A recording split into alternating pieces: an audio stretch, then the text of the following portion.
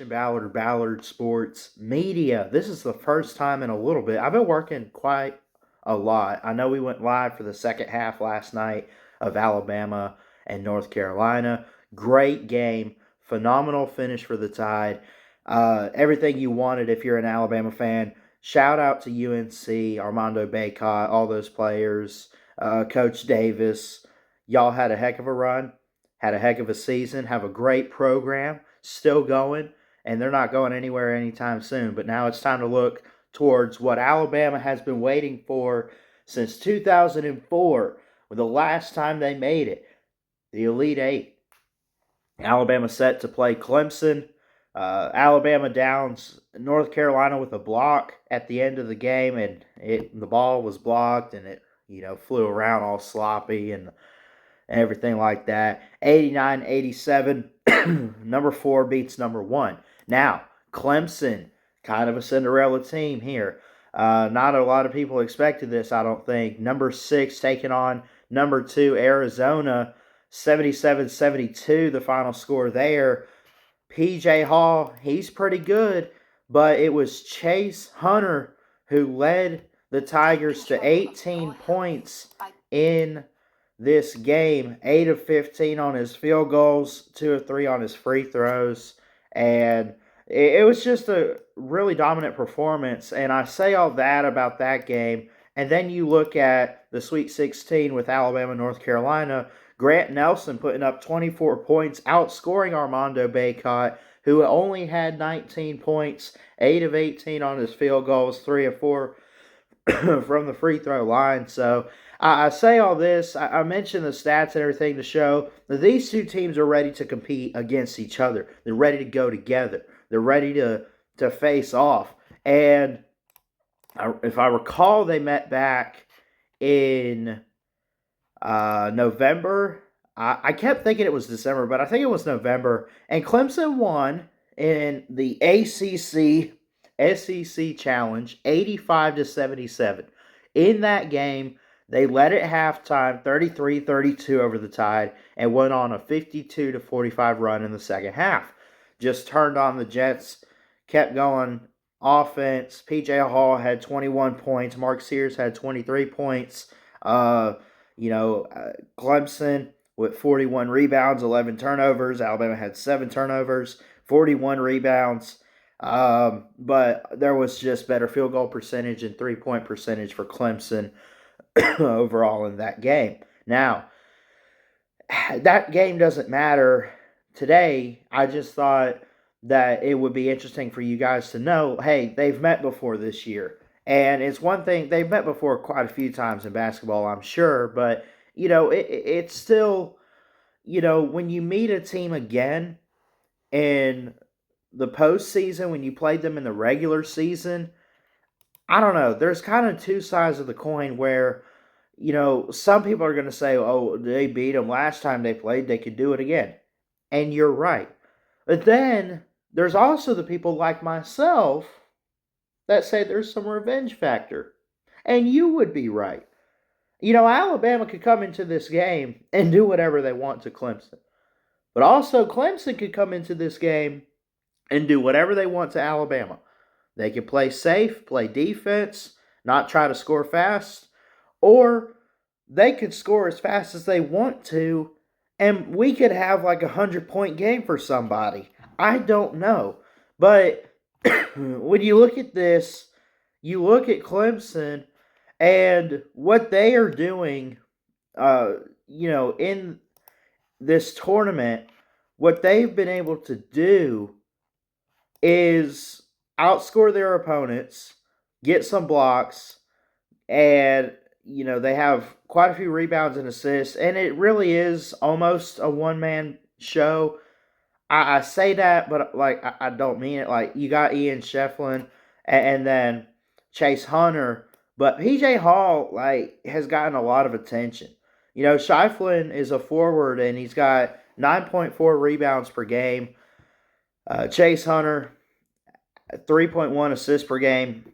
And, that's great. What about Alabama? What have they done? Who do they have? Oh, they got Mark Sears. Oh, they got Grant Nelson. What about Aaron Estrada? 4.7 assists per game. Grant Nelson, I mentioned his name just now.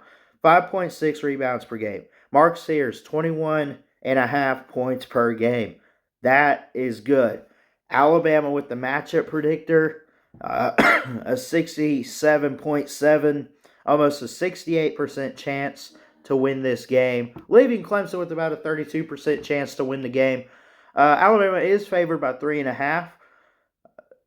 164.5 is the over-under. This will be in LA in California in the Elite Eight, the West region of the bracket. Also, double checking real quick, and I'll finish up with this game, but I do want to point out the other Elite Eight games to take place this weekend on Saturday. You'll have 2 on Saturday, you'll have 2 on Sunday. Illinois and UConn. I'll probably take UConn in that one. We'll get back to Alabama, Clemson. Sunday, you have Elite Eight games, which are yet to be decided because we have games today throughout the day, throughout the evening tonight. You have NC State, Marquette. I like NC State right now, but Marquette's pretty good. Gonzaga, Purdue, Duke and Houston, Creighton and Tennessee. Of those games, I'll take Houston, I'll take Tennessee. I'm going to take Gonzaga with the upset over Purdue. I just can't see Purdue getting back to the Final Four this year. I don't know what it is. I think they've struggled at times, and Gonzaga's on a roll, and when Gonzaga gets hot in the tournament, they get going. So I'm going to call an upset there, 5 over a 1 seed. I could see NC State getting Marquette, but Marquette, man, they're fast, they're physical, and they love to score a lot of points. NC State loves defense, but I don't know. Something tells me Marquette there. Back to Alabama, Clemson. Just wanted to take a break there to make some other picks. Got to play fast against Clemson. I think if Alabama gets off to like a 6-0, 7-0, whatever run, or even if they give up 2 or 3, that's fine. But they got to go on some runs against Clemson, right? They have to find their rhythm, find their identity in this game. And Mark Sears, the duo of Grant Nelson and Mark Sears is going to be key in this game. Aaron Estrada out there too, I understand that. Grant Nelson just had the game of his life against North Carolina. And I know they only won by 2 and had to block the shot, and it was tipped and everything like that at the end. But even going back to that Grand Canyon game or the Charleston game, like, you look at that Grand Canyon game, 72-61. Mark Sears, he had 26 points. He was 5 of 6 on his free throws. He was 8 of 18 on his field goals. I mean, I could go down the list of what he did. Then Grant Nelson, here's the thing. Mark Sears had the game against Grand Canyon. He gets all the attention. Grant Nelson last night against North Carolina was blowing up Twitter.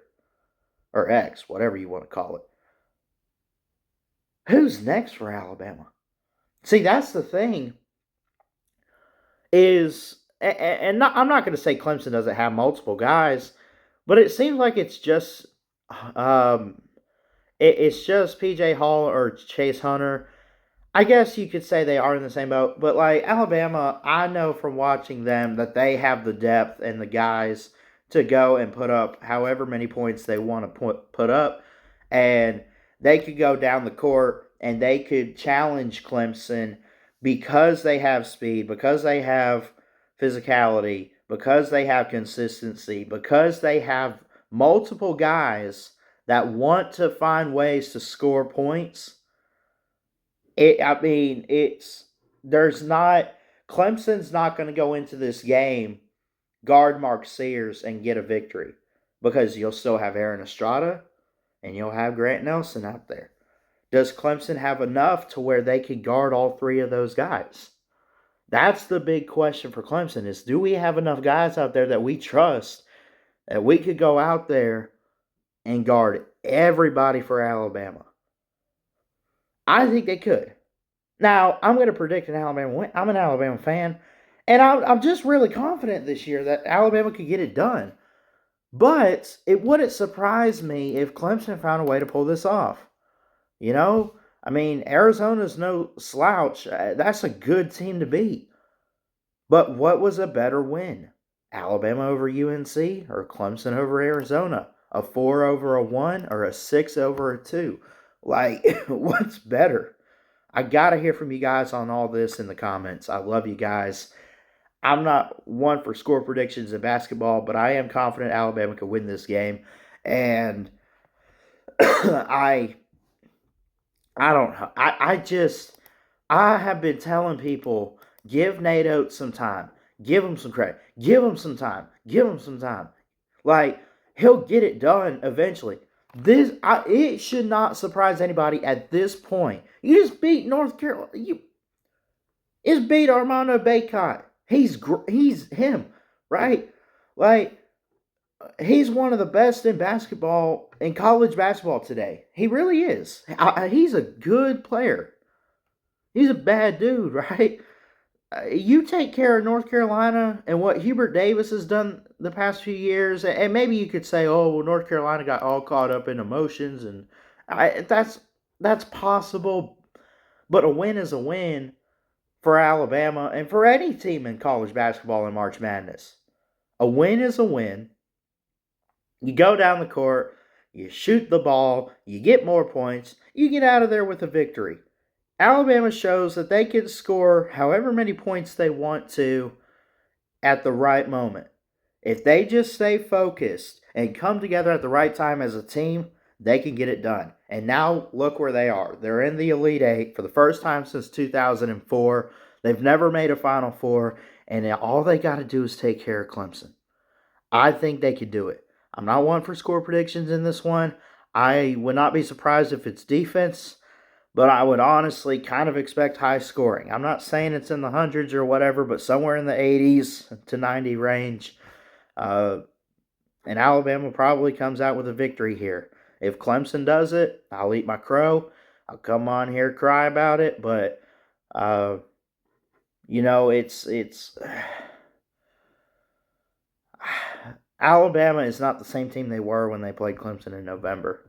But I would also say the same thing about Clemson. So you got to be careful. Let me know your thoughts on this game down in the comments. Sorry for going a bit too long. I love you guys. Thanks for sticking around here on Ballard Sports Media. Let's keep it going for many years to come. Love y'all. Peace.